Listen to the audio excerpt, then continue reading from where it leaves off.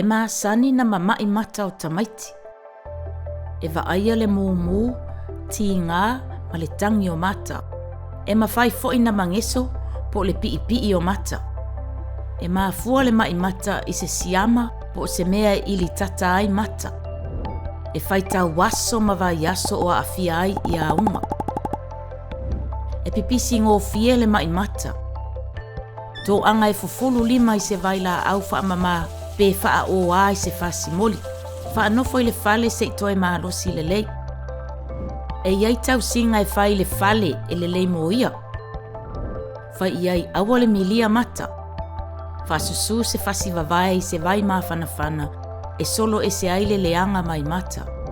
Tia i le vavai, wha o ngā se vavai fau mo le isi mata. A tonu o isi e mo o mia na tului po le uu mata i se kulimi. Wala au le Healthline i le ovaru se lau ono tasi ono. Pe va ai se fo mai tau so i fua malolo ina. Pe a va aia nisi o tūlanga nei.